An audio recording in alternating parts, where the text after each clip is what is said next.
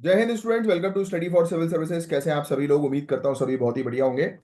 So guys, आज है 18 मार्च 2025 और आज के करंट अफेयर्स को हम लोग कवर करने वाले हैं। आप में से जो भी स्टूडेंट यूपीएससी, यूपीपीसीएस, बीपीएससी या किसी भी स्टेट पीएससी की तैयारी कर रहे हैं तो लेक्चर को एंड तक जरूर देखिएगा। और गाइज, ये है हमारे ज्ञान सर, और ज्ञान सर का स्पेशल पेड बैच आपके लिए अवेलेबल है। अगर आप UPPCS, BPSC, UKPSC, RO, BEO, UP triple SC exam की तैयारी कर रहे हैं, या फिर हरियाणा, राजस्थान या छत्तीसगढ़ स्टेट पीएससी की भी तैयारी कर रहे हैं, तो हमारे पास आपके लिए काफी अच्छे बैचेस अवेलेबल हैं, जहां पर जीरो से लेकर सिलेक्शन तक की प्रॉपर तैयारी करवाई जाती है। तो समय वेस्ट ना किए बगैर इन नंबर पर कांटेक्ट करो और अपनी तैयारी आज से ही शुरू कर दो। और ये आज के टॉपिक्स जिनको हम लोग एक एक करके कवर अप करेंगे, और अपने साथ पेन और पेपर लेकर बैठिएगा। हर एक टॉपिक को समझाते समय मैं कुछ इंपॉर्टेंट चीजें होंगी जो आपको लिखवाऊंगा, जो कि आपको लिखना है, और बाकी मेन फोकस आपका पूरा होना चाहिए मेरी आवाज के ऊपर और टॉपिक को समझने के ऊपर। That's it. तो चलिए, पहले मैं आप लोग के थोड़े से कमेंट्स देख लेता हूं कि आपने क्या कमेंट्स किए हैं। वेरी गुड, अंजलि के आंसर्स आए हैं, बहुत बढ़िया। प्रीति मिश्रा का आंसर है। आयुष गुप्ता बहुत बढ़िया। Isha Thakur, Sonam very good. पायल भारती, शगुन सिंह बहुत बढ़िया। गोल्डी एलेक्स, इसी प्रकार से जो है वो रेगुलरली आप अच्छा, गोल्डी ने डिटेल में आंसर जो है वो दिया हुआ है आज। बहुत बढ़िया, इसी प्रकार से गोल्डी अब रेगुलर रहो, आंसर्स देना शुरू करो। वेरी गुड, बहुत बढ़िया। आयुषी सिंह बहुत बढ़िया, बहुत बढ़िया यार। ऐसे ही रेगुलर बेसिस पर जो भी क्वेश्चंस मैं आपसे पूछता हूँ उसके आंसर देते रहो, एक्टिव रहो, क्योंकि एक दिन जब आपका सिलेक्शन होगा और जब इंटरव्यू में आपसे पूछा जाएगा, यानी कि मीडिया वाले इंटरव्यू की बात कर रहा हूं मैं, सिलेक्शन के बाद वाली, जब पूरी मीडिया आपके घर पर तैनात रहेगी, तो आपसे जब पूछा जाएगा कि भाई आपकी मेहनत आप किस तरह से करते थे, तो आप बस बताना कि जाके प्रूफ देखो वहां पर स्टडी फॉर सिविल सर्विसेज के करंट अफेयर्स के वीडियो पे, जो झा सर कंडक्ट करते हैं, वहां पर प्रूफ देखो जाकर कि उनके हर एक वीडियो के नीचे कमेंट्स है मेरे, तो ये है मेरा डेडिकेशन, ये है मेरी तैयारी। जो कल आप बनाना चाहते हैं वो तभी बनेगा जब आप आज अपने आज पर, अपने प्रेजेंट पर मेहनत करोगे। तो चलिए guys, let's start the topic. मैं हूं आपका एजुकेटर कमलाक्ष झा। जय श्री महाकाल। स्टार्ट करते हैं हमारे पहले टॉपिक से, जो कि कई बार सिविल सर्विसेज में पूछा जा चुका है, आपके GS paper 2 point of view से काफी इंपॉर्टेंट है। एमपी लैड्स स्कीम कई बार एग्जाम में इससे रिलेटेड क्वेश्चन आ चुका है। तो latest data ministry of statistics and programme implementation का ये बताता है कि एमपी लैड्स के तहत फंड्स का 65.2% काफी ज्यादा घट गया है। मतलब ये मतलब जो ओवरऑल फंड्स होता था एमपी लैट्स के तहत, तो वो कम कर दिया गया है। 17th लोकसभा 2019 से लेकर 2024 तक जो थी, उस दौरान ये फंड्स जो है वो काफी घटे हैं। मतलब पिछले टर्म्स के कंपैरिजन में इस टर्म में फंड्स घटे हैं। फंड की कमी का बेसिकली बताया जाता है कि कोविड 19 पैंडेमिक की वजह से ये हम लोग को देखने को मिल रहा है कि, और इस कमी के बावजूद लगभग 98% एलोकेटेड फंड का इस्तेमाल हुआ, लेकिन काफी बड़ा हिस्सा डिस्ट्रिक्ट अथॉरिटीज के पास जो है वो खर्च नहीं हुआ। फंड मुख्य रूप से इंफ्रास्ट्रक्चर प्रोजेक्ट जैसे रोड बनाना, ब्रिजेस बनाना, रेलवेज बनाना, मतलब रेलवे ट्रैक वगैरह तैयार करना, इनके लिए एलोकेट किए गए थे, जिसके बाद पब्लिक फैसिलिटीज और एजुकेशन का नंबर आता है। तो ओवरऑल न्यूज हम लोग को जो है वो क्या बता रही है, ये लिखने की जरूरत नहीं है न्यूज में, आपको बस ध्यान में रखना है कि एमपी लाइट्स की फंडिंग जो है वो कम हुई है। अब उस फंडिंग कम होने के पीछे का कारण तो ऑब्वियस सी बात है कि कोविड 19 पैंडेमिक रहा है, राइट। इसलिए फंडिंग जो है वो कम कर दी गई है। ये आंकड़े वगैरह आपको याद रखने की जरूरत नहीं है। और मेजर तौर पर फंडिंग का इस्तेमाल जो है वो इंफ्रास्ट्रक्चर वगैरह पर किया गया है। बस ये न्यूज थी, बट वो आपके लिए काम की नहीं, आपके लिए काम की चीज है ये। जिन लोगों को अगर एमपी लैड स्कीम के बारे में नहीं पता, वो ये चीज अब लिखना शुरू करेंगे। एमपी लेड, पहली बात तो member of parliament local area development scheme है ये, ठीक है। इसका ये फुल फॉर्म है, यहां पर दिया है ना ये फुल फॉर्म, ये लिख लो इसका फुल फॉर्म एमपी लेड का, member of parliament local area development scheme. ये इसका फुल फॉर्म लिख लीजिए। हाँ, अब ये स्कीम जो है वो क्या है, पहला पॉइंट आप लिखेंगे, ये एक सेंट्रल सेक्टर स्कीम है। लिख लो क्या है ये, एक सेंट्रल सेक्टर स्कीम। लिखो 1993 में शुरू हुई।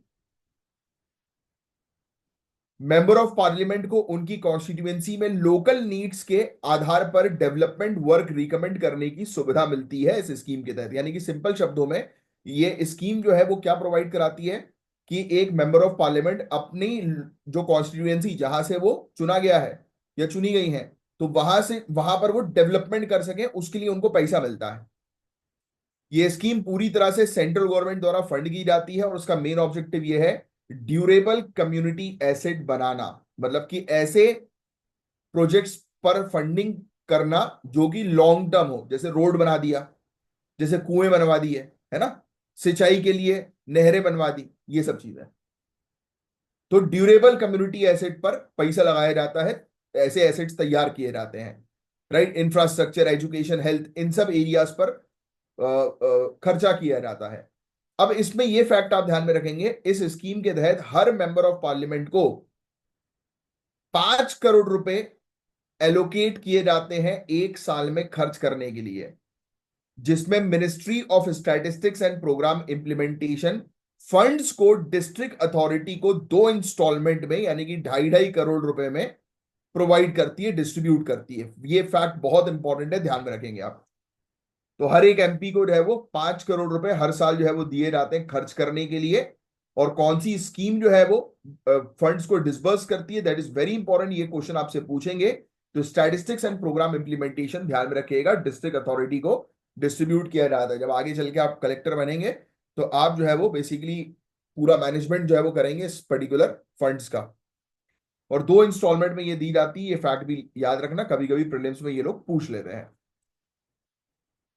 और ये स्कीम डिसेंट्रलाइज फ्रेमवर्क के तहत काम करती है, जहां एमपीज प्रोजेक्ट्स आइडेंटिफाई करते हैं और डिस्ट्रिक्ट अथॉरिटी उन्हें सैंक्शन, इंप्लीमेंट और मॉनिटर करती है। तो मिनिस्ट्री जो है बताएगी कि यानी कि एमपी बताएगा जो वहां से चुना गया है कि भाई क्या क्या चीजें बनवानी है, और फिर वो कलेक्टर को बताएगा और फिर कलेक्टर उस अकॉर्डिंग पूरी चीजें जो है वो मैनेज करेगा, राइट। तो ये चीज हम लोग को इस प्रकार से इसका ऑपरेशन देखने को मिलता है। ये थोड़ा सा आपको बस पता होना चाहिए, क्योंकि आने वाले समय में आप बनने वाले हो, राइट। एसडीएम, कलेक्टर, डीएसपी, तो ये सब चीजें लोकली कैसे ऑपरेट करती हैं ये बहुत अच्छे से पता होना चाहिए। अब इस स्कीम की इंपॉर्टेंस के बारे में बात करूं मैं, तो ये scheme grass root level development को इंश्योर करती है। मेंबर ऑफ पार्लियामेंट को उनकी कॉन्स्टिट्यूएंसी की स्पेसिफिक नीड्स एड्रेस करने की सुविधा देती है, कि भाई वहां के, जहां से वो मेंबर ऑफ पार्लियामेंट चुना गया है, वहां के लोकल लोगों की डिमांड क्या है, वो लोग क्या चाहते हैं, तो उनकी डिमांड को की जो है वो पूर्ति करें, उनकी मांग की जो है वो पूर्ति करें एक मेंबर ऑफ पार्लियामेंट। उसके लिए उसको 5 करोड़ रुपए सालाना ड्यूरेबल कम्युनिटी एसेट्स में खर्च करने के लिए प्रोवाइड किया जाता है, कि जिससे कि जनहित का भला हो, उसकी कॉन्स्टिट्यूएंसी डेवलप हो जहां से वो चुना गया हो। तो फंड्स का एक हिस्सा मार्जिनलाइज्ड कम्युनिटी के लिए भी इस्तेमाल करना मैंडेटरी है, यानी कि जो पिछड़ी कम्युनिटी है ना, उसके लिए भी एक हिस्सा आपको निकाल के करना पड़ेगा, जो डेवलपमेंटल एक्टिविटीज में सोशल इक्वलिटी को इंश्योर करता है। ये भी इस स्कीम का बहुत बड़ा पार्ट है, जो बेसिकली सोशल इक्विटी को इंश्योर करता है। सोशल इक्विटी यानी कि पिछड़ा वर्ग जो है उसके पास भी अपॉर्चुनिटी मिल सके, वो आगे आ सके, इसलिए इन 5 करोड़ रुपए में से उसका एक हिस्सा जो है वो मार्जिनलाइज्ड कम्युनिटी, पिछड़े वर्ग या पिछड़े समुदाय को जो है वो आगे बढ़ाने के लिए, उनको सशक्त करने के लिए यूज किया जाता है। अब इसकी फंडिंग में जो है वो गिरावट हुई है, तो वो आपको याद रखने की जरूरत नहीं, सिंपली सुन लो। तो 17th लोकसभा के लिए टोटल फंड्स 4510 करोड़ रुपए था। 16th लोकसभा में ये 12,945 करोड़, और 14वीं लोकसभा में 14,023 करोड़ था। तो आप सोचो कहां 14th लोकसभा में 14,000 करोड़, और कहां अभी 4,500 करोड़ अभी लेटेस्ट 17वीं लोकसभा में इसके फंड्स देखने को मिल रहा है।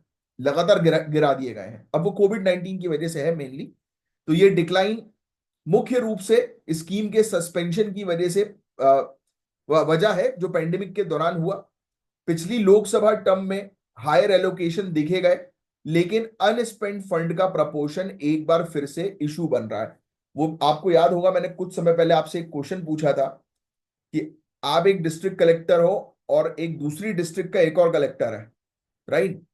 चीफ मिनिस्टर ने आप दोनों को जो है वो दोनों डिस्ट्रिक्ट के लिए आपको टास्क दिया, राइट। क्या टास्क दिया? चीफ मिनिस्टर के सामने आप बैठे हो, चीफ मिनिस्टर ने आपको बोला कि भाई अब दोनों लोगों को बैठाया, राइट। एक आपका फ्रेंड जो कि दूसरी डिस्ट्रिक्ट का कलेक्टर है, एक आप जो आप मान के चलो आप अपनी डिस्ट्रिक्ट के कलेक्टर हो, है ना। तो आपका चीफ मिनिस्टर ने आपको जो है वो 100 100 करोड़ रुपए एलोकेट करवाए, कहा कि भाई 100 करोड़ रुपए इंडिविजुअली हम आप दोनों को देंगे, 100 करोड़ आपको, 100 करोड़ आपको। और कहा कि आप जो है वो इन 100 करोड़ में ये ब्रिज जो है वो तैयार करके दो।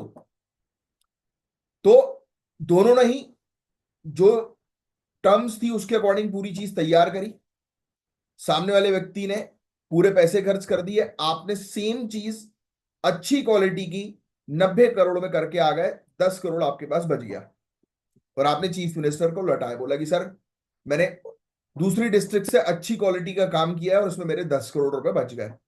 बट मैंने आपको पहले ही बताया था कि इसमें पिटाई आपकी हो जाएगी और सामने वाले को मिल जाएगा अवार्ड। ये गेम इसी प्रकार से चलता है सिस्टम का। सिस्टम का मतलब ये होता है कि आपके पास जो पैसा है आप उसको पूरा खर्च करें। अगर आप पैसा खर्च नहीं करेंगे तो फिर आपके ऊपर ही कार्रवाई हो जाएगी कि बेटा कहीं घोटाला तो नहीं कर रहे हो तुम। तो इसलिए हमेशा जब भी हाथ में अब देखो घर की बात अलग होती है। घर में अगर आपको सामान लेने के लिए भेजा गया और आप वापस थोड़ी बचत करके लाते हो, बार्गेनिंग करके, तो घर वाले शायद खुश खुश होते हैं, पापा को छोड़कर। घर में पापा को छोड़कर, क्योंकि घर में जो पापा होते हैं भैया, अरे बाप रे, उनको ये मान के चलो कि भले ही वो आप कोई एक सामान जो है वो 10 रुपए का 1 रुपए में लिया हो, बट जैसे ही पापा को बोलोगे तो वो शाबाशी नहीं देंगे, बोलेंगे मैं होता तो चवन्नी में लिया था।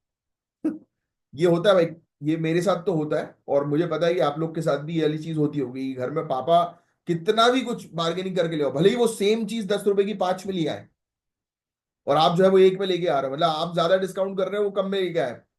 और जब ऐसा जब होगा ना, तो बोलेंगे नहीं नहीं, तुम्हें नकली माल दिया है, हमें बिल्कुल क्वालिटी वाला दिया है, इसीलिए।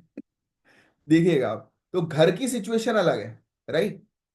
ये माइक्रो इकोनॉमिक्स अलग है और आपको इसलिए पढ़ाई जाती है मैक्रो इकोनॉमिक्स। तो इसलिए आपको सिस्टम समझना जरूरी है। सिस्टम में अगर पैसा खर्च नहीं करोगे जो आपके पास डेवलपमेंट के लिए आया है, तो आप जो है वो ये मान के चलो कि काफी सारी कम्युनिटीज को आंसर देने के लिए रेडी हो जाओ। इसका मतलब ये कि आप ढंग से काम नहीं कर रहे हो, इसलिए आपके पास पैसा बच गया है। देखो लिखा भी है ना, सबसे बड़ी प्रॉब्लम क्या देखने को मिली है कि ये देखो, unspent fund has been a recurring issue, है कि नहीं। मतलब पैसा जो है वो आपने खर्च ही नहीं किया, लगातार आप पैसा खर्च ही नहीं कर रहे हो, तो ये मुद्दा बन गया है। तो भले ही आपने क्वालिटी वाला काम किया है, सस्ते में काम करा दिया, वो अच्छा काम किया है, बट फिर आपने पैसे बचा लिए, दैट मीन्स कि आप काम नहीं कर रहे हो, ये सिस्टम ऐसा बोलता है। तो ये चीज हमेशा ध्यान में रखना, समझे आप बात, ये पहले भी समझाया था मैंने आपको। तो 14th लोकसभा, अच्छा ये लिखना नहीं है मेंस में, पता लगे लिख दो ये चीज आप कि हमें तो पूरा पैसा खर्च करना है। एफिशिएंटली यूटिलाइजेशन ऑफ फंड, ये लिखेंगे आपकी फंड्स का एफिशिएंट यूटिलाइजेशन करना है, बट उसको पूरा ही खर्च करना है, ये चीज आपके दिमाग में होनी चाहिए। ये इंटरव्यू में पूछेंगे आपसे ऐसे सवाल, अगर पूछ लिया उनने इस टाइप के सवाल तो।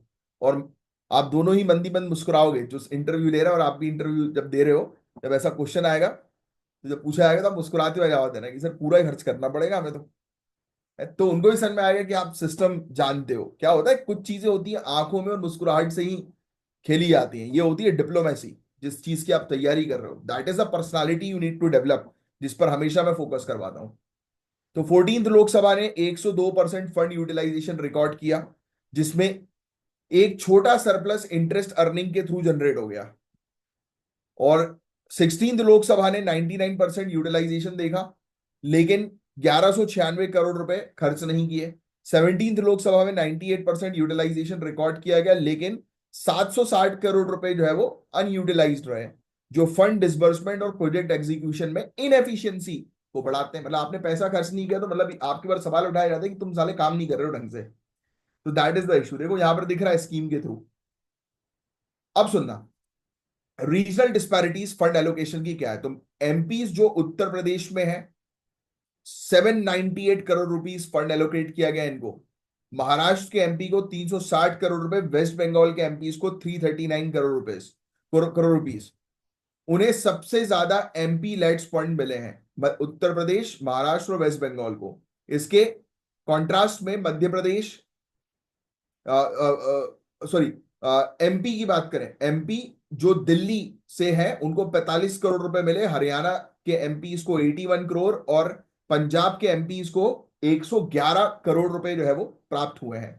उन्हें सबसे कम एलोकेशन मिला है, और फंड एलोकेशन में variation constituency needs, administrative efficiency और एमपी के रिकमेंडेशन के डिफरेंसेस को रिफ्लेक्ट जो है वो करता है। तो अलग अलग क्षेत्र में अलग अलग पैसा जो है वो एलोकेट किया गया है। तो इसको लेकर भी एक मुद्दा सामने आया है, वो आपको याद रखने की जरूरत नहीं, that is not at all important. Infrastructure project हुए, जैसे कि रोड बनाना, ब्रिज बनाना, रेलवेज पर काम करना, इन इन इन प्रोजेक्ट में सबसे ज्यादा पैसा लगाया गया, जो कि 1680 करोड़ के आसपास था।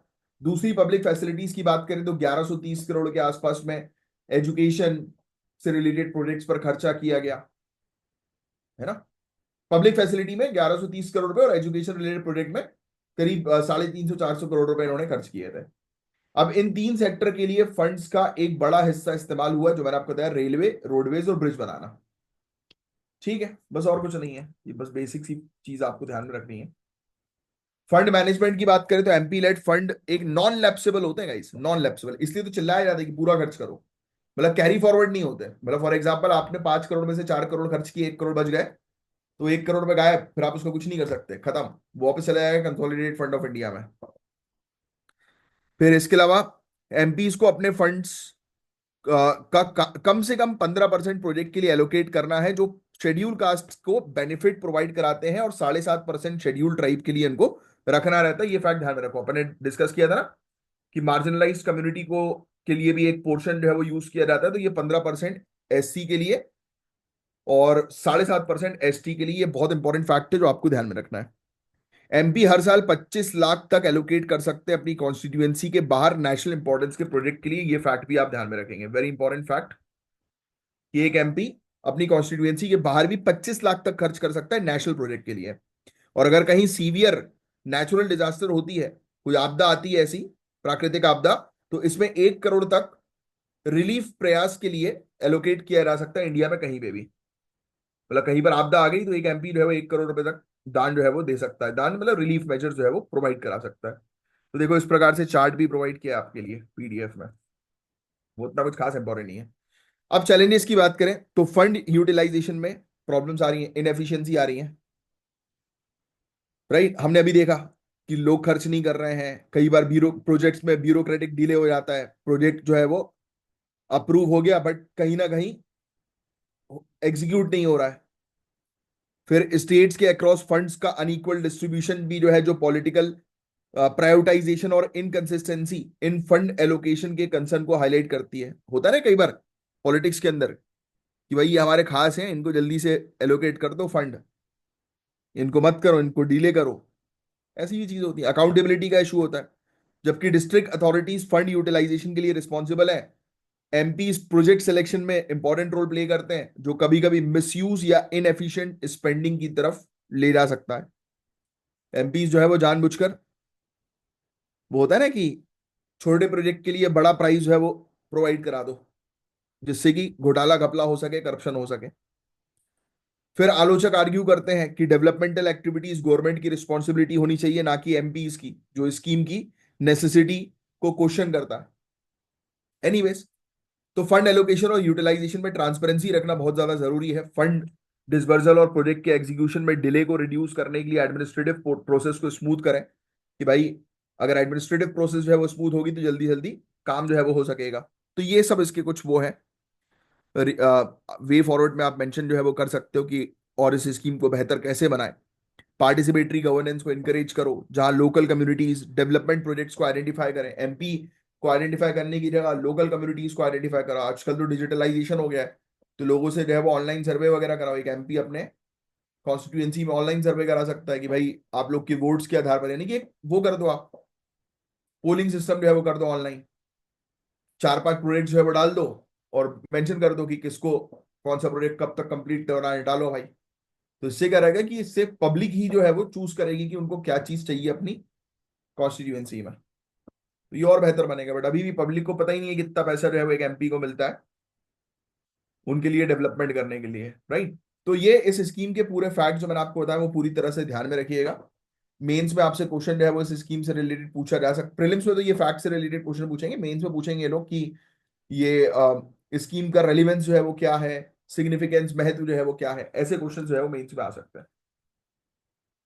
Next, great Nicobar island project, पता है आपको इस प्रोजेक्ट के बारे में? 10 लाख से ज्यादा पेड़ काटने से रिलेटेड ये प्रोजेक्ट था, याद आ रहा है? पहले भी हम लोग इस प्रोजेक्ट को डिस्कस कर चुके हैं, 2-3 महीने में एक बार ये प्रोजेक्ट आता ही आता है न्यूज में। अभी 80,000 करोड़ का great Nicobar mega infrastructure project है, लिख लो। 80,000 रुपए, 80,000 करोड़ रुपए का great Nicobar island mega infrastructure project है। इसने चिंताएं बढ़ा दी हैं पर्यावरण को लेकर। ये प्रोजेक्ट नीति आयोग के द्वारा लीड किया गया है, लिख लिख लीजिएगा next line, led by NITI Aayog. ये प्रोजेक्ट किसके अंडर है? नीति आयोग के अंडर। इसमें गालाथिया बे पर एक ट्रांसशिपमेंट टर्मिनल, एक ग्रीन फील्ड एयरपोर्ट, एक टाउनशिप, एक टूरिज्म प्रोजेक्ट और एक गैस पावर्ड प्लांट शामिल है। तो ये पूरी चीज मेंशन कर दो कि इस प्रोजेक्ट के अंदर क्या क्या चीजें जो है वो शामिल है। ये पूरी चीजें जो यहां पर लिखी हुई हैं।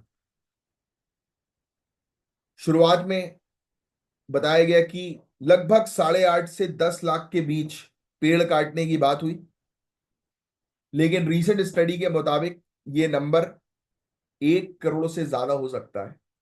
तो अभी तक हम लोग जो बात कर रहे थे कि इस आइलैंड पर 10 लाख से ज्यादा पेड़ काटे जाएंगे, अब वो 10 मिलियन हो गया। 1 मिलियन होता है 10 लाख, 10 मिलियन मतलब 1 करोड़। 1 करोड़ से ज्यादा पेड़ काटने का एक मुद्दा जो है वो अब यहां पर सामने आ गया। ये चीज सिर्फ सुनो आप, जो बोलूंगा सिर्फ वही लिखना।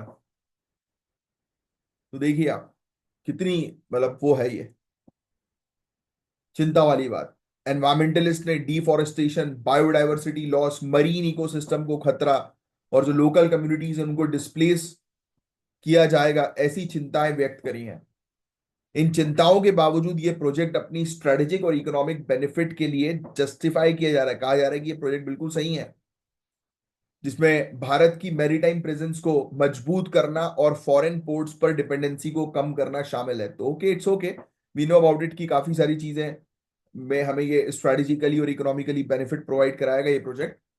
बट आज की डेट में पर्यावरण को प्रोटेक्ट करना बहुत जरूरी है, और सस्टेनेबल डेवलपमेंट गोल्स को अगर हमें अचीव करना है, तो अगर ये प्रोजेक्ट हम शुरू करेंगे तो सस्टेनेबल डेवलपमेंट गोल्स हम अचीव नहीं कर पाएंगे, क्योंकि उसमें एक गोल ये भी कहता है कि सस्टेनेबल तरीके से हम प्रोजेक्ट्स को एग्जीक्यूट करें। बट क्या ये सस्टेनेबल तरीके से प्रोजेक्ट का एग्जीक्यूशन है? नहीं। 1 करोड़ पेड़ काटना मतलब आप सोच रहे हो कितना ज्यादा मात्रा में हम, आप कह सकते हो कि जो कार्बन एब्जॉर्बेंट है, मतलब जो कार्बन सीक्वेस्ट्रेशन भी जिसको हम लोग कहते हैं, ये पेड़ कार्बन को खींच लेते हैं ना, कार्बन एब्जॉर्ब करते हैं। तो इन पेड़ को काटेंगे तो ऑलरेडी क्लाइमेट चेंज की समस्या कितनी ज्यादा है, और ज्यादा बढ़ जाएगी। आपका क्या विचार है? 5 लाइन में आपका अपना विचार बताइए मुझे, मतलब 50 वर्ड्स में। तो एनवायरमेंट को चिंता यही सता, मतलब एनवायरमेंटलिस्ट की बात करें तो उनको चिंता यही सता रही है कि इस प्रोजेक्ट के परिणाम स्वरूप 130 स्क्वायर किलोमीटर का ट्रॉपिकल रेन फॉरेस्ट खराब हो जाएगा, जो बुरी तरह से इकोलॉजिकल इम्बैलेंस का कारण बनेगा। 1 करोड़ से ज्यादा पेड़ काटे जाएंगे, देखो लिखा भी है, ये चिंता है। और हरियाणा मध्य प्रदेश में कंपनसेटरी एफॉरेस्टेशन प्लान किया गया है, ऐसे रीजन जो निकोबार फॉरेस्ट की बायोडायवर्सिटी को खराब कर देंगे, जो अनसुइटेबल रिप्लेसमेंट है। कंपनसेटरी एफॉरेस्टेशन, पता है सिर्फ दिखावा होता है ये कई बार, कि आप एक जगह से पेड़ काटो दूसरी जगह लगवा दो। दूसरी जगह क्या वाकई में पेड़ लग रहे हैं कि नहीं लग रहे हैं? That is the biggest question. और आपने एक बड़ा पेड़ काटा है ना, और उसके एवज में आप एक पौधा लगा दोगे, तो क्या is this the correct justification? How you can measure कि एक बड़ा पेड़ कितने कार्बन को जो है वो मतलब इनटेक कर रहा है, और कितना ऑक्सीजन दे रहा है, उसके अलावा और भी काफी सारी चीजें दे रहा है। क्या वो छोटा सा पेड़ या पौधा दे पाएगा? नो। उसके एवज में हमें उसके इक्विवेलेंट कंपनसेशन करना पड़ेगा। तो क्या ये fair compensation practice, compensatory practice है? नहीं, क्योंकि कैलकुलेशन ही नहीं है हमारे पास। तो सबसे पहले तो ये एक मेजरमेंट टूल जो है वो लेकर आना पड़ेगा फेयर कंपनसेटरी प्रैक्टिस को लाने के लिए, कि अगर आप कहीं पर फॉर एग्जांपल डिस्ट्रॉय कर रहे हो इकोलॉजी को, तो क्या आप जस्टिफाई कर रहे हो कि आपने वहां पर पूरे जंगल को काट दिया, वहां पर रहने वाली प्रजातियों को तो आपने मौत के घाट उतार दिया, उनका घर उनसे छीन लिया, उसके एवज में उनको कहीं और घर प्रोवाइड करा रहे हो। सिर्फ यहाँ पर सिर्फ मैं कम्युनिटी की बात नहीं कर रहा, ह्यूमन की, यहाँ पर एनिमल स्पीसीज की भी बात कर रहा हूं मैं। यस, तो क्या उनके लिए जस्टिफाई है? नहीं। तो बहुत सारी चीजें सवाल उठाने पर मजबूर कर देती हैं, बट फिर अल्टीमेटली हम ह्यूमंस हैं। हमें तो सिर्फ अपने डेवलपमेंट, अपनी ग्रोथ के बारे में पढ़ी होती है, हमें मतलब नहीं है। ये सिर्फ दिखावा और एक छल है। 90% तक, सिर्फ 10% हम केयर जो है वो कर रहे हैं, बट 90% हम अब सिर्फ अपने बारे में सोच रहे हैं। And that is true. बताओ मैं गलत बोल रहा हूँ तो ये मेरा पर्सनल एक विचार था। एनीवेज, अपन वापस आते हैं हमारे टॉपिक पर। वाइल्ड लाइफ पर क्या इंपैक्ट पड़ेगा ये भी देखो आप। ये प्रोजेक्ट जो है वो इंपॉर्टेंट प्रजाति, खास तौर पर लेदरबैक सी टर्टल, इसके लिए खतरा है, जो गैलेथिया बे में अंडे देते हैं। गैलेथिया बे बहुत इंपॉर्टेंट है। गैलेथिया बे वाइल्ड लाइफ सेंचुरी 1997 में टर्टल को प्रोटेक्ट करने के लिए बनाई गई थी। 2021 में ट्रांसशिपमेंट पोर्ट के लिए डी नोटिफाइड किया गया। पोर्ट डिजाइन ने बे के माउथ को 3 किलोमीटर से सिर्फ 300 मीटर तक रिड्यूस कर दिया है। सोचो, इसका जो माउथ था वो 3 किलोमीटर का था, वो 300 मीटर तक बन गया है बस। और ऐसे रीजन जो निकोबार फॉरेस्ट की बायोडायवर्सिटी को खराब करें, मतलब आप कह सकते हो खराब कर देंगे बुरी तरह से, है कि नहीं? यानी कि प्रोजेक्ट्स, रीजन नहीं, प्रोजेक्ट्स, प्रोजेक्ट्स एंड रीजन को खराब कर देंगे। तो ये चीज है। कोस्टल रेगुलेशन जोन 1A के बारे में बात करें, जो बेसिकली इकोलॉजिकल सेंसिटिव एरियाज जैसे कोरल रीफ्स की रक्षा करता है। इंडस्ट्रियल एक्टिविटीज जैसे शिप रिपेयर्स और पोर्ट कंस्ट्रक्शन मरीन डायवर्सिटी को के लिए बहुत बड़ा खतरा है। तो ये प्रोजेक्ट बड़ा खतरनाक प्रोजेक्ट है गाइस। इवन आप को थोड़ा सा लीगल पॉइंट ऑफ व्यू से चीजों को समझाऊं मैं, तो ऑनरेबल सुप्रीम कोर्ट द्वारा अपॉइंटेड, ये लिख लेना आप, शेखर सिंह कमीशन या कमेटी, शेखर सिंह कमीशन या कमेटी, इसके बारे में लिख लेना, 2002 की ये कमेटी है। इन्होंने ट्राइबल रिजर्व्स और नेशनल पार्क में पेड़ गिराने पर टोटली बैन की रिकमेंडेशन दी थी। लिख लो, इन्होंने रिकमेंड किया था टोटल बैन, कि आप ट्राइबल रिजर्व और नेशनल पार्क में पेड़ नहीं काटोगे, पेड़ नहीं गिराओगे। इस कमीशन ने पेड़ गिराने से पहले एफॉरेस्टेशन को भी मैंडेट किया था। इन्होंने बोला कि चलो, नेशनल इंपॉर्टेंस है, स्ट्रेटेजिक पॉइंट ऑफ व्यू से अगर पेड़ गिराना जरूरी है तो उससे पहले पेड़ लगाओ, फिर गिराओ। ये रिकमेंडेशन देंगे। इंपॉर्टेंट इंस्टीट्यूशन जैसे कि wild life institute of India, zoological survey of India, Andaman and Nicobar forest department environmental clearance देने में एक इंपॉर्टेंट रोल प्ले करते हैं। ये इंस्टीट्यूशन अब वही प्रोजेक्ट के लिए 2220 करोड़ कंजर्वेशन प्रोजेक्ट के लिए फंडिंग प्राप्त करेंगे, जो एथिकल कंसर्न रेज करेगा। सोचो, इनके पास इतना पैसा आएगा तो उससे एथिकल कंसर्न, कि भाई आप जो है वो, बात यही होगी ना कि आप किसी को मार दो और पैसा फेंक दो कि हो गई मौत, लो पकड़ो पैसा। तो is it fair? No, not at all. आज के समय में तो बिल्कुल नहीं। तो भाई आज की डेट में आप चाइना को देखो ना यार। अब आप मुझसे बोलोगे कि सर दूसरी कंट्रीज भी कर रही हैं, तो भाई देखो, that is the vast difference ना between us and other countries. तो यही तो हम लोग को डिफरेंट बनाएगी दूसरी कंट्री से इन फ्यूचर। आज से 40 साल बाद का समय देखो आप। हाँ, कि हम, नॉर्मल सी बात है कि एक आप हो, आपका फ्रेंड है, आपका फ्रेंड जो है वो क्राइम में इन्वॉल्व है, फॉर एग्जाम्पल, है ना, हर प्रकार के, और आप नहीं हो, और उस क्राइम को करने से उसको कोई वो नहीं हो रहा है, कोई पकड़ नहीं रहा, कोई प्रॉब्लम नहीं हो रही, वो खुश है, वो चिल्ड है, उसके पास पैसा भी है, खुश है, वो आपको ही बोलता है कि क्राइम करो, बट आप क्यों नहीं कर रहे हो? अरे चलो छोड़ो, शराब की बात करते हैं।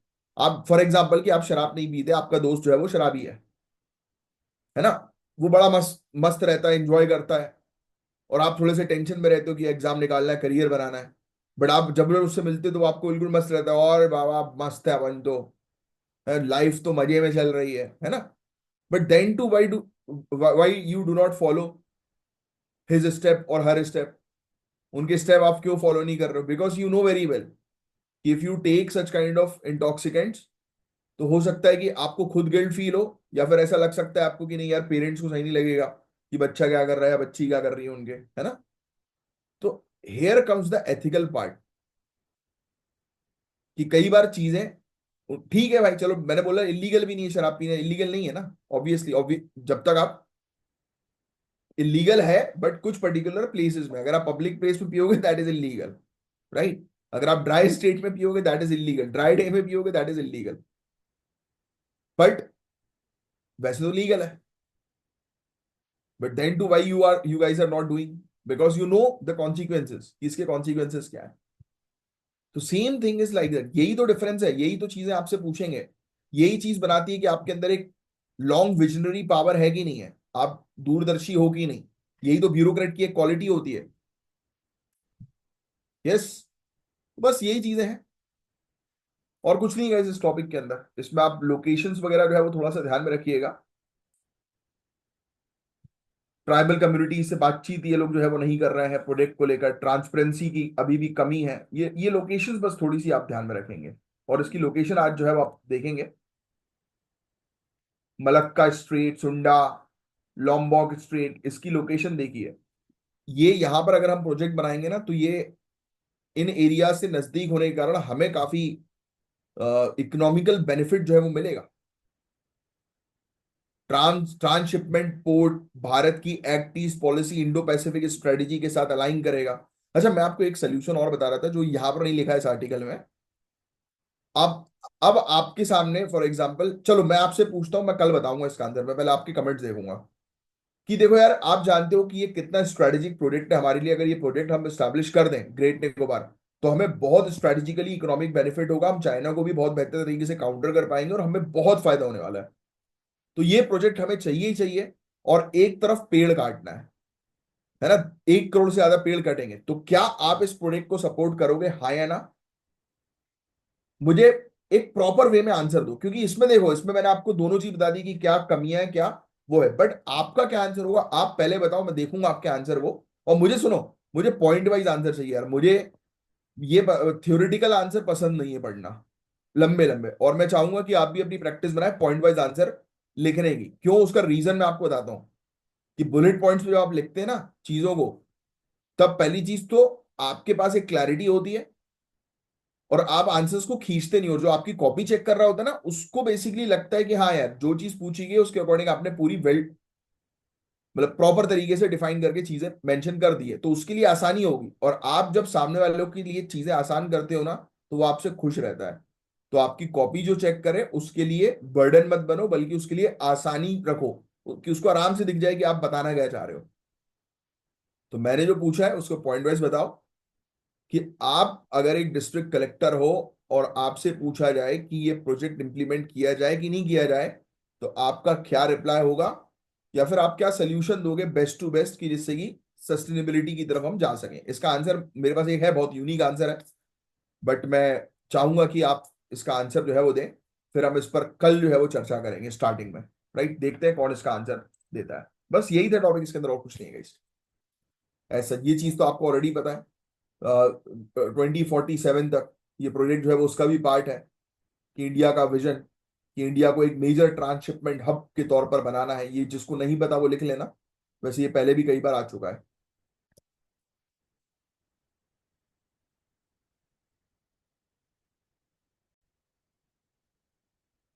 तो जीएस पेपर 3 मेंस में ये वाले क्वेश्चन जो है वो आ सकते हैं गाइस, ये ग्रेट निकोबार प्रोजेक्ट से रिलेटेड।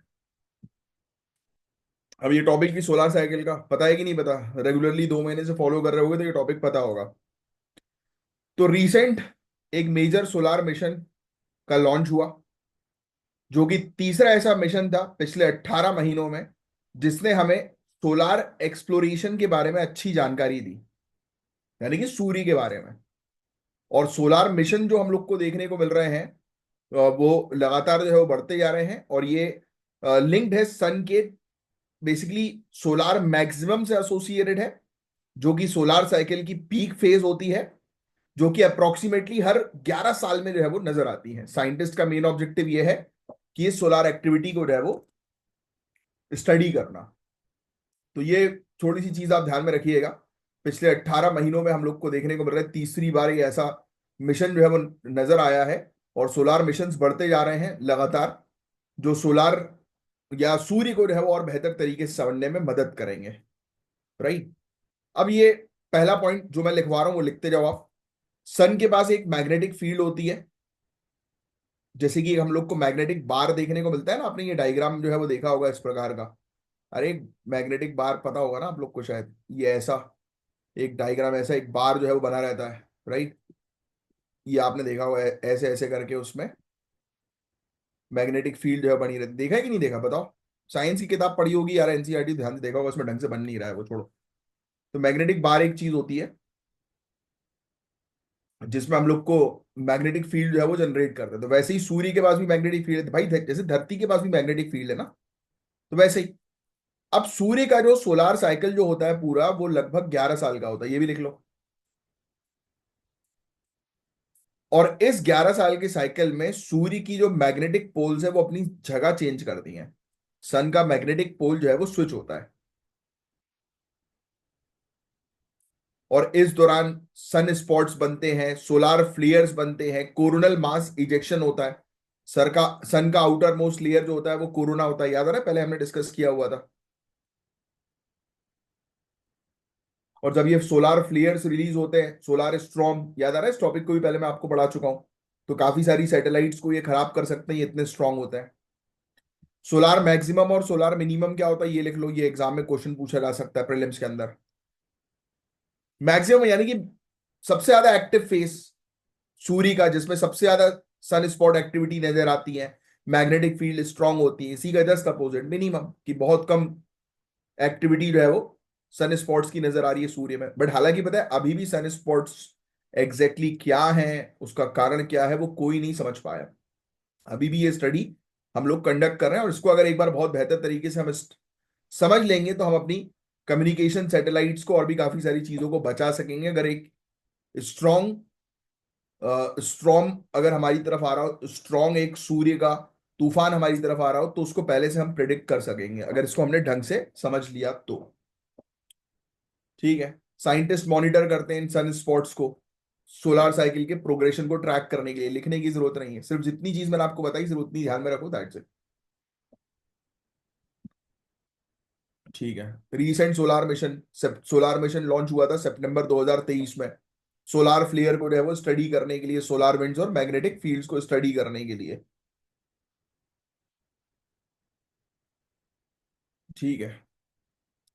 टेक्नोलॉजी की मदद से और बेहतर तरीके से हम इसको स्टडी कर पाएंगे, बस इतनी सी चीज थी इस टॉपिक के अंदर, और कुछ था नहीं। अब सस्टेनेबल वेस्ट मैनेजमेंट, साइंटिस्ट जो है वो डेवलप कर रहे हैं एक इलेक्ट्रोकेमिकल टेक्निक, जिससे कि यूरिन से यूरिया जो है वो निकाला जाएगा। आप मुझे कमेंट बॉक्स पे लिख कर बताएं, यूरिया किस पर्पस के लिए प्लांट में हेल्पफुल होता है, बताओ। यूरिया किस पर्पस के लिए प्लांट के लिए जरूरी होता है, बताओ। अब ये यूरिन से जो है वो यूरिया निकालेंगे, एक्सट्रैक्ट करेंगे उसको, पर कार्बमाइड में कन्वर्ट करेंगे, जो कि एक इंपॉर्टेंट फर्टिलाइजर है। ये प्रोसेस बेसिकली लगभग 100% प्यूरिटी रहेगी इस प्रोसेस के अंदर, और ये सस्टेनेबल मेथड प्रोवाइड कराएगा वेस्ट वाटर ट्रीटमेंट के लिए, और नाइट्रोजन साइकिल डेफिशिएंसी को एड्रेस करने के लिए। आप नाइट्रोजन साइकिल में पढ़ते हो कि 78% एटमॉस्फेयर में नाइट्रोजन है, बट प्लांट डायरेक्टली इस नाइट्रोजन को नहीं ले पाता, इंटेक नहीं कर पाता है, वो अमोनिया के फॉर्म में जो है वो इंटेक करता है। यस, तो यही जरूरी है इसके लिए। तो हम बेसिकली वेस्ट वाटर ट्रीटमेंट के साथ साथ एग्रीकल्चर सेक्टर को भी जो है वो सस्टेनेबल बनाएंगे। तो ये बेसिकली ये साइंटिस्ट रिसर्चर अब इस टेक्निक पर काम कर रहे हैं कि वेस्ट वाटर को भी ट्रीट करेंगे, और उस ट्रीटमेंट से फायदा मिले एग्रीकल्चर को, इस पर मेनली फोकस है। कितनी बढ़िया चीज है ये, बस इतनी सी चीज आपको समझनी है। ठीक है। अब ये जो एक्सट्रैक्टेड पर कार्बोमाइड जो होगा ना, जो कि यूरिया से बनाया जाएगा, ये लिख लेना। ठीक है। अब साइंटिस्ट जो है वो यूरिया निकालेंगे यूरिन से, और उसको पर कार्बामाइड में कन्वर्ट करेंगे। और ये पर कार्बामाइड जो हम लोग को देखने को मिल रहा है, ये बेसिकली नाइट्रोजन रिलीज करेगा, जो कि क्रॉप की ग्रोथ को प्रमोट करेगा। और आपको पता है कि ये एक मैक्रो न्यूट्रिएंट है नाइट्रोजन। स्वच्छ भारत मिशन अर्बन के साथ ये अलाइंड है। वेस्ट मैनेजमेंट भी करेगा, green house gas emission reduce करेगा। यूरिन के अंदर एसेंशियल प्लांट न्यूट्रिएंट्स होते हैं जैसे फास्फोरस, पोटेशियम, नाइट्रोजन, जिससे यूरिया बनेगा, है ना। एक अडल्ट जो है वो अप्रोक्सीमेटली 450 से 680 लीटर यूरिन हर साल रिलीज करता है। लगभग 4 किलो नाइट्रोजन और 0.3 किलोग्राम ऑफ फॉस्फोरस उसमें होता है। ये सफिशिएंट होते हैं वीट को ग्रो करने के लिए। ये चीज यहां पर बताई जा रही है। रोजाना एक रोटी के लिए गेहूं उगाने के लिए पर्याप्त होते हैं। ऑल दो यूरिन जो है वो एक नेचुरल फर्टिलाइजर है, ठीक है, is usually discarded due to its complex composition. इसकी एक कॉम्प्लेक्स कंपोजिशन के कारण आमतौर पर जो है वो इसको हम नोटिस में नहीं लाते, इसको हटा देते हैं, इसको वेस्ट वाटर की तरह ही देखते हैं। बट अब इसका यूटिलाइजेशन किया जाएगा, इसी को तो वेस्ट मैनेजमेंट कहते हैं mainly. Best out of waste बोलते हैं ना, ये वही टेक्नोलॉजी है। तो साइंटिफिक टेक्नोलॉजीज इसमें क्या यूज हो रही है यूरिया एक्सट्रैक्शन के लिए। तो रिसर्चर ने डेवलप किया है एक इन सीटू इलेक्ट्रोकेमिकल टेक्निक, जिससे कि वो यूरिया को एक्सट्रैक्ट करेंगे यूरिन से और उसको अपर कार्बमाइड में कन्वर्ट करेंगे। ये प्रोसेस जो है वो उपयोग करेगी ग्रेफाइट कार्बन बेस्ड कैटलिस्ट का, जिससे कि हाई प्योरिटी अचीव कर सके। लिखने की जरूरत नहीं है। यूरिया जो है वो हाइड्रोजन बॉन्ड्स जो है वो बनाएगा, जो कि केमिकल बिहेवियर को उसके जो है वो इम्पैक्ट करेगा। और साइंटिस्ट जो है और उन्होंने वो बेसिकली हाइड्रोजन पेरोक्साइड से जो है वो यूरिया को बाइंड करवाएंगे, जिससे कि पर कार्बोमाइड जो है वो बन सके। तो ये इतना टेक्निकल आपको जाने की जरूरत नहीं है, ये चीज टेक्निकल पूछी नहीं जाती। मेनली बस मैंने आपको बता दिया है कि यूरिन से यूरिया बनाया जाएगा और उसको कन्वर्ट जो है वो पर कार्बोमाइड में करवाया जाएगा, जो कि प्लांट को जो है वो नाइट्रोजन प्रोवाइड करेगा, क्योंकि ये स्लोली स्लोली नाइट्रोजन रिलीज करेगा। तो एक अच्छा फर्टिलाइजर बना रहे हैं ये लोग। बस देखो, रिसाइकिल कर रहे हैं यूरिन को, जो कि न्यूट्रिएंट वेस्ट को प्रिवेंट करेगा। सस्टेनेबल सैनिटेशन स्ट्रेटेजी के साथ अलाइंड है ये मेथड। और टेक्निक जो है वो सपोर्ट करेगी सिटीज को कि वो open defecation free plus plus status जो है वो अचीव कर सके स्वच्छ भारत मिशन के तहत। लाइव स्टॉक यूरिन जो कि green house gas emission contribute करती है, उसको भी प्रोसेस किया जाएगा इसी मेथड के थ्रू।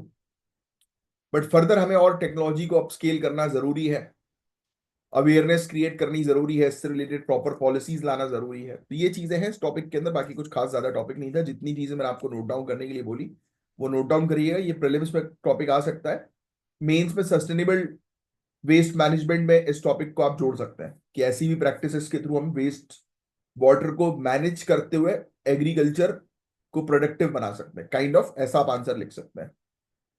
रीसेंट डेटा चंद्रयान 3 के CHASTE से आया है, चैस्टी से आया है। चंद्रयान सरफेस थर्मोफिजिकल एक्सपेरिमेंट लिख लो।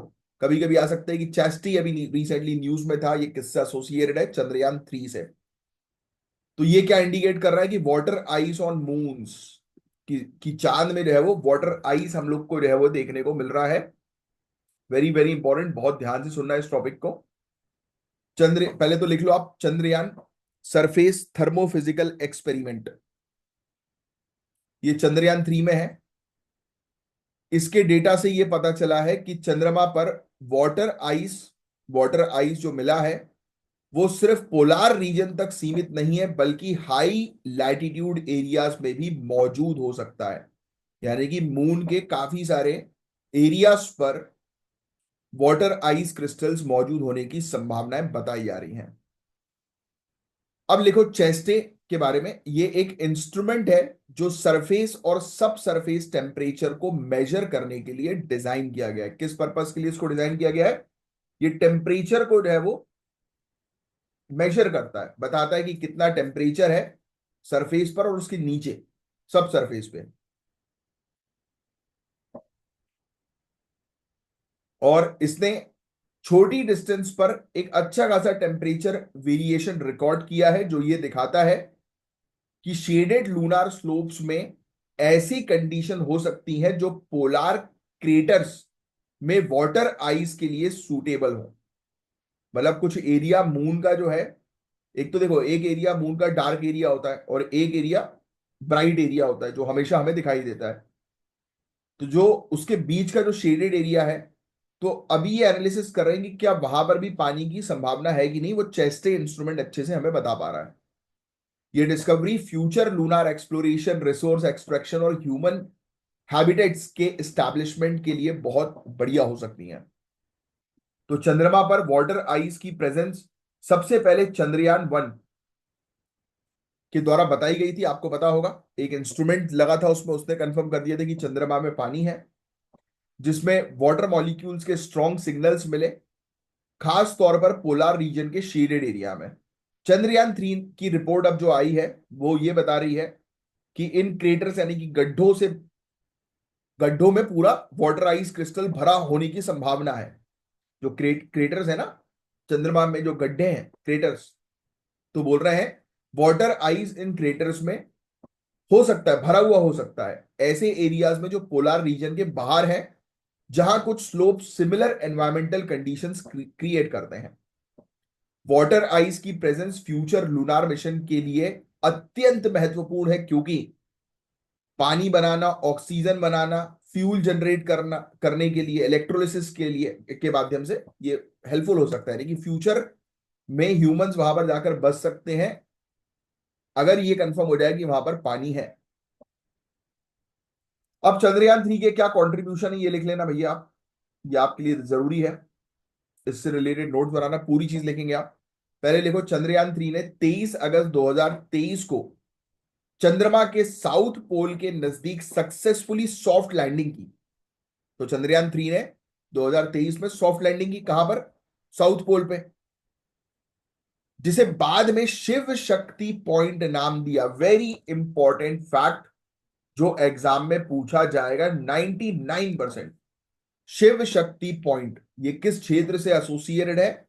चंद्रयान 3 का जो प्रोब उतरा था साउथ पोल में, सॉफ्ट लैंडिंग करी थी, जिस क्षेत्र पे उतरा था उसको शिव शक्ति पॉइंट कहा जा रहा है। Very very important. Next, Vikram lander ने कई इंस्ट्रूमेंट्स कैरी किए थे, जिसमें चेस्टे भी शामिल था, जो इस क्षेत्र में टेम्परेचर को मेजर करता है, जो मैं आपको ऑलरेडी लिखवा चुका हूं। इन मेजरमेंट से चंद्रमा की सरफेस और उससे सिर्फ 10 सेंटीमीटर नीचे की लेयर के बीच लगभग 60 डिग्री सेल्सियस का अंतर दिखाया, जो लूनार रेगोलिथ यानी कि उसकी सॉइल के एक्सट्रीम थर्मल इंसुलेशन प्रॉपर्टीज को इंडिकेट करता है। तो सोचो आप चंद्रमा के ऊपर खड़े हो और आपने 10 सेंटीमीटर बस एक उंगली अंदर डाल दी है ना? एक पूरा हाथ, जैसे फॉर एग्जांपल हाथ क्या, हथेली बस अंदर डाल दी आप अपनी, थोड़ा सा अंदर हाथ चला गया, रिस्ट तक चला गया, 10 सेंटीमीटर हो ही जाएगा। इतने में आप तेजी से हाथ बाहर निकालोगे डर के मारे। इमेजिन करो ऐसी, वैसे तो वहां पॉसिबल ही नहीं है कि आप ऐसी एक्टिविटी कर सको, डायरेक्टली हाथ बाहर रख सको, क्योंकि ऑब्वियसली कि वहां पर एटमॉस्फेयर नहीं है। तो अब वहां पर दिक्कत हो सकती है, बट मैं एक एग्जांपल बस आपको दे रहा हूं कि इतना अगर आपने कर दिया ना, तो आपको तेजी से हाथ जो है बाहर निकालना पड़ेगा, इतना गर्माहट आपको फील होगा। 60 डिग्री सेल्सियस, समझ रहे हो? ये डिफरेंस है बाहर और अंदर में। 100 डिग्री सेल्सियस में तो बॉइलिंग होने लगती है चीजें, तो 60 डिग्री सेल्सियस यानी कि हल्की गर्माहट, तो आपको समझ में आ जाएगा अरे बाप रे ये क्या है। तो ये डिफरेंस है, ये पता लगा दिया इसने, चेस्ट ने। तो शिव शक्ति पॉइंट, ये चीज समझ में आई। तो अब चेस्टे की इंपॉर्टेंट फाइंडिंग्स क्या है वो उतनी याद रखने की जरूरत नहीं है, सिर्फ सुन लो। चेस्टे ने सनलिट स्लोप्स पर 355 केल्विन, लगभग 82 डिग्री सेल्सियस का सरफेस टेम्परेचर रिकॉर्ड किया है। तो ये सब बहुत बेसिक है, जो आपको थोड़ा सा बस ध्यान में रखना है। अरे यार, पढ़ाते पढ़ाते 12:40 हो गया। अब देखो, कसावा के बारे में आप पढ़ लो आज। ये आपका, मैं आपको टास्क दे रहा हूँ, कसावा के बारे में थोड़ा सा पढ़ो। इसके बारे में जो है वो जानकारी दी हुई है। और दूसरा, किर्गिज तजिकिस्तान बॉर्डर के कॉन्फ्लिक्ट से रिलेटेड क्वेश्चंस अक्सर आते रहते हैं, इसके बारे में आपको पढ़ना है। ये दो टॉपिक के मैं आपको टास्क दे रहा हूँ, और ये मेंस का क्वेश्चन है फरगना वैली से रिलेटेड। तो ये ट्राई करना है इस क्वेश्चन का आंसर जो है वो देने की। तो चलिए बस अब मैं यहाँ पर साइन ऑफ करता हूँ, अब मिलेंगे हम लोग नेक्स्ट लेक्चर में, समय की कमी है। क्योंकि टाइम पर लेक्चर अपलोड करना है। तब तक के लिए bye, take care, have a great day, जय हिंद। साइन ऑफ कर रहा हूँ। मेरा नाम है कमलाक्ष झा। जय श्री महाकाल।